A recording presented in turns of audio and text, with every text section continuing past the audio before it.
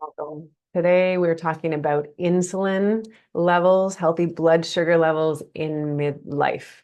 This is such a huge topic. It affects so much. And I'm going to be speaking about what you can do from both a Western perspective and an Eastern perspective. My background is Eastern medicine. I have 25 years of working with women in midlife. I am a post-menopausal woman myself.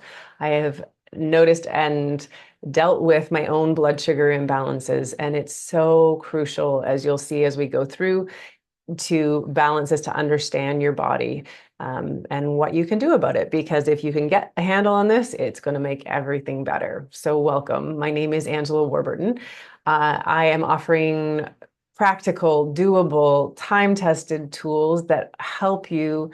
We call them the free therapies, things you can do at home to help rebalance, to bring back that balance to your body, to help with symptoms, foods, lifestyle tips, essential oils, things that you can practically put into practice immediately. And I've worked all the things I do. I've worked with women in the clinic and in my own life, and I'm offering it to you so that you have a little more control, understanding your body, and then most importantly, what to do about it. So welcome. So let's talk about some of the signs that are associated with insulin or blood sugar imbalance at midlife. Obviously, the first one is weight gain. So if you get unexpected weight gain, especially around the abdomen, can lead to, like, this can often be related to hormonal fluctuations and this change in fat distribution. This can be a sign of insulin resistance or in the imbalance. If you have increased cravings, so sugary cravings, carbohydrate cravings, if you notice that you're getting blood sugar crashes, that can be a sign.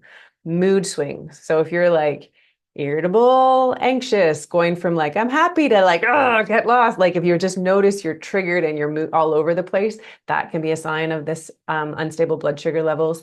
Fatigue, chronic fatigue, energy levels really low. If you notice that you're getting big crashes after a meal, that can be a sign that your body is not able to efficiently utilize glucose. Hot flashes. This is obviously, so many women associate this with midlife and hormonal changes, but this definitely, I'm going to talk a little bit about this hormone, the hormones we'd say are the canary in the coal mine. So precursor to that is insulin resistance. So hot flashes can be a sign that this is off balance. If you're having trouble sleeping, notice changes in your skin, dark patches, maybe around your neck or underarms. If you're noticing a lot of menstrual irregularities, that can be a sign as well. If you have high insulin, you can get a lot of inflammation or joint pain. So if you're noticing that, that can be a sign. And brain fog. Don't these all sound fun or familiar? A lot of women have this. So let's talk about why this is and what you can do. I'm just going to share my screen with you, and I'm going to share a little bit about a hormone pyramid. So what that means is, as I can do this, it is not letting me share. Hold on. I don't know why. Let's see. Okay. For some reason, my computer is being difficult. So let's see one more time. Will you let me share computer? Okay. Nope. Okay. Okay, I had to update something. That's always fun to do on a recording. Okay, so I'm going to share my screen with you. And this is a pyramid, and it just shows you the hormone pyramid, basically. We're looking at a pyramid. If you look at the base of a pyramid, it's always the strongest foundation, the things that are most important on the bottom, and at the top, it becomes less of a foundational thing. So at the bottom, we have your adrenal glands and your insulin. That is the foundations of hormonal health comes from healthy adrenal glands and healthy insulin levels. Then that goes up and influences our thyroid gland, which will have an impact on our hormones. And then at the top, you see estrogen, progesterone, and testosterone. So often we're focused on the estrogen, progesterone, testosterone. Let's put all our energy there. But if we go down the pyramid, you'll see that the root of healthy hormones comes from insulin, proper, healthy insulin and adrenal glands. And yet this is something that so many women are having imbalances with. And no wonder that we have problems with hormones. So let's talk a little bit more about that and what you can actually do. So the first things that's most important with blood sugar, it's going to be a very obvious one, and that's dietary choices. You're going to want to focus on whole foods, a balanced diet, lean proteins, healthy proteins, enough proteins, healthy fats, really, really important. Proteins have a longer breakdown time in the body, so they keep blood sugar stable. And then you're going to want to have plenty of vegetables. Vegetables are just the foundation of health and vitality, but definitely making sure you have protein at every meal, particularly first thing in the morning.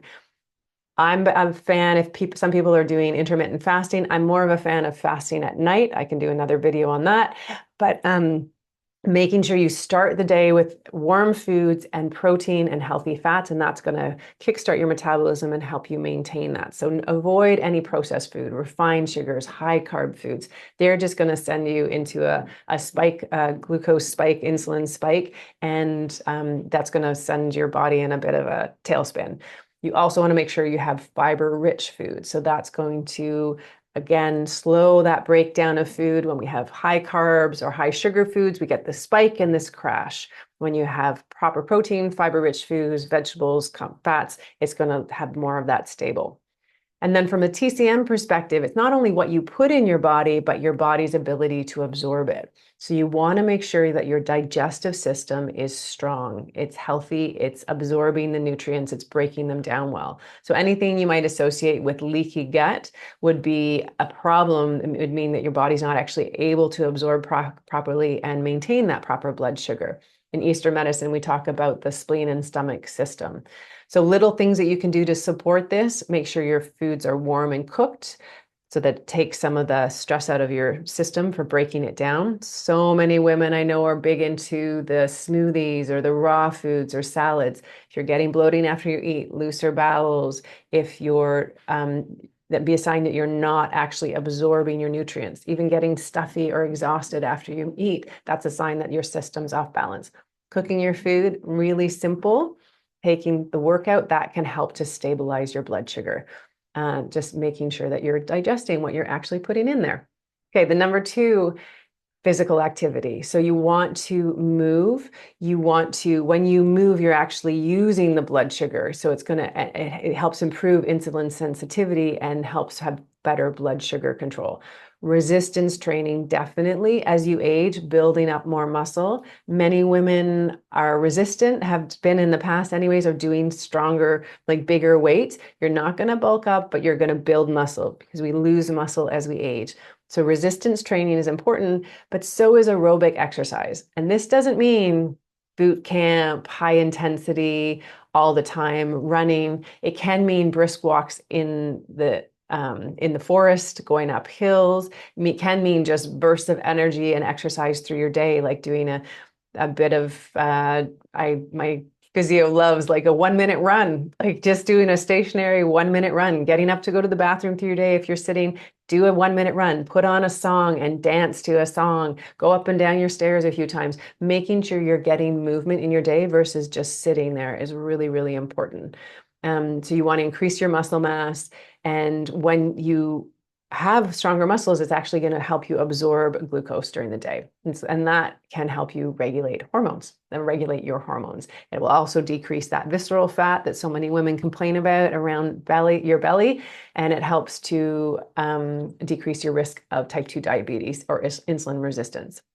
And when you exercise, after, your body actually remains more efficient at using the glucose for hours afterwards. So that also helps to stabilize your blood sugar.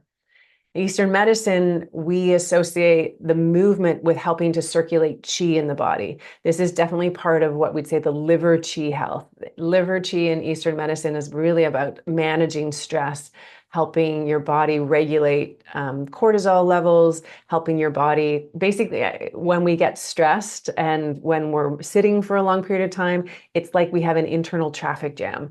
And you know how you feel if you're in a traffic jam. Usually it's not super relaxing and feeling great. It's like, oh, we tighten up. And so if you're noticing things like tightness in your shoulder tension, occipital tension, like pain or headaches that go around the side of your head, if you're noticing really irregular periods, painful periods, IBS type symptoms, stomach pain after you eat, or just feeling like you have a lot of gas or indigestion, that can be a sign that this liver system is off of balance.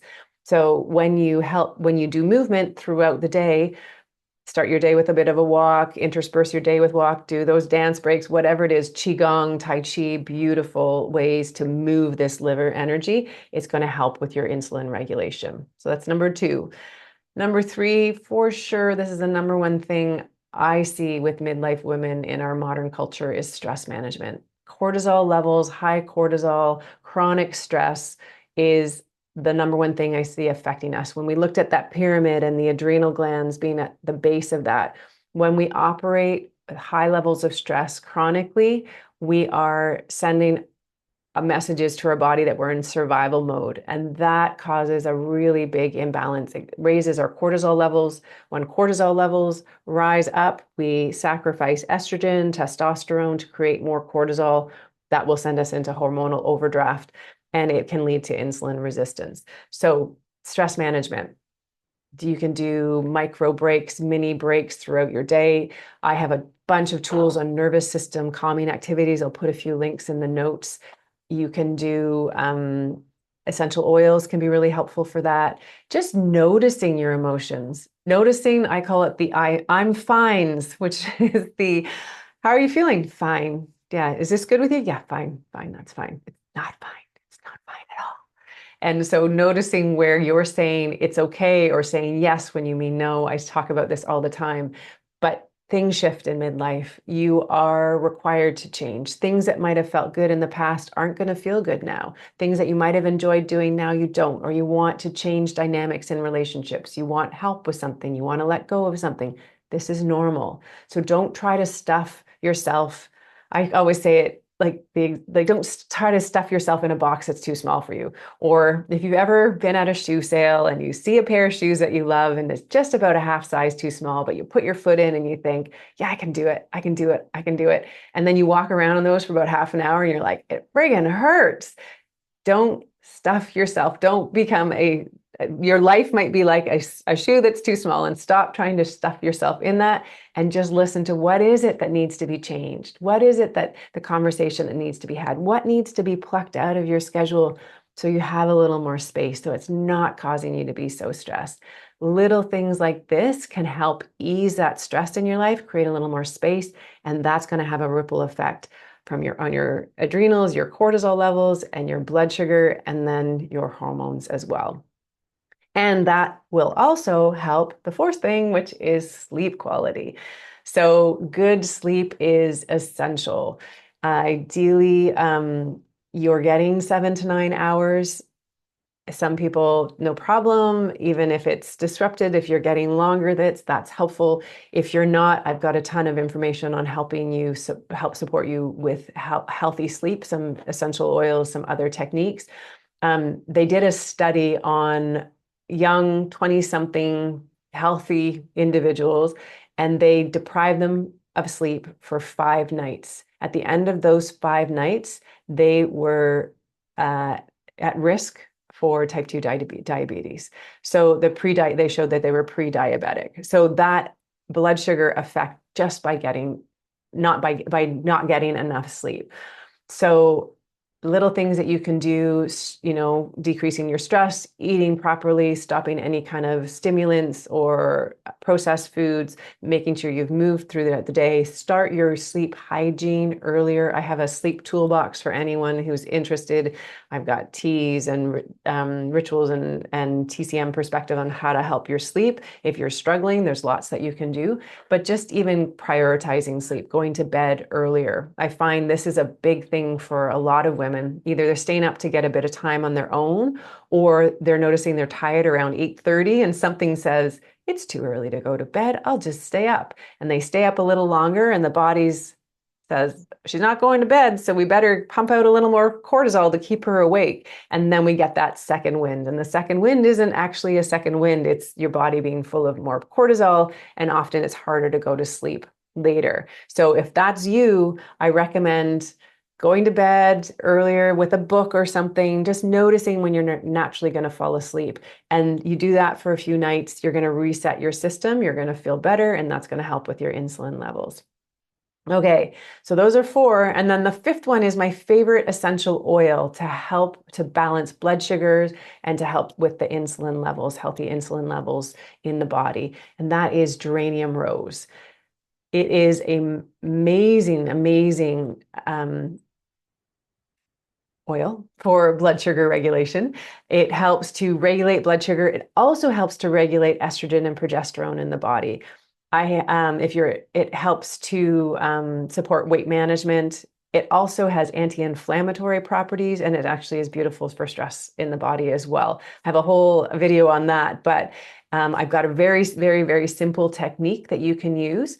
Most important thing with essential oils is they're high quality. You want to make sure that they're not synthetic at all. You dilute your oils. You don't need full strength. So by diluting, you just need a 50% dilution. So you can put a drop of geranium and a drop of a carrier oil. That could be fractionated coconut oil, sweet almond oil, jojoba oil, any kind of food grade oil. Ideally, it doesn't have a smell, but if it's in a pinch, that's all you've got, like a bit of olive oil, that'll work. And so you put a drop in both hands, or you have a bottle of pre-diluted oil. So I have like a little bottle here. And the technique is really simple for this. You're going to put it on a spot on your foot, the inside arch of your foot. I'll just show you the picture here. And you're just going to place it there for about 30 seconds, or you're going to place them in there and maybe hold your feet together. This is a spleen point on this inside arch. That's spleen 3. And just placing a drop or two there. Hold your feet together so it gets in both sides, and hold it for 30 seconds, and you're done. And do that once a day, ongoing for about, well, you could do it for a few months, but for sure, even if you do it for a week consistently, you're going to have a change in your blood sugar. It affects the digestive system. It helps to balance blood sugar. It also helps with the pancreas, which is huge organ, an important organ for insulin, healthy insulin and blood sugar, as well as the liver. And so it helps to strengthen and support the liver as well. So a drop every day, start with a week, but if you can, do it for a month or two, and you're going to notice a huge difference in your insulin. And that's going to be really supportive for sweet cravings. So if you're someone who craves carbohydrates and sweets, this alone can help you with that. So there you go. Those are my 5 tips to help balance your blood sugar. They're very simple. They're very doable. You can do them at home. Start with one. Try to just do a little bit of all of them. Eat a little bit more protein. Have more vegetables. Do a little bit more movement. Watch your stress. Pull something out of your schedule. Do some geranium rose. And you're going to feel better. I promise you that. So thank you for being here. If you like this, please hit like, please subscribe if you're interested in getting more tips on an ongoing basis to support you through midlife and menopause, because I'm here to help you, and this is a time where you can thrive. You can feel better than you've ever felt. You can be more aligned. You know yourself better than you ever have, and life is trying to get somewhere through you. So you need to feel good, and I'm here to help you feel good. So thank you for being here. Bye for now. I will see you next time.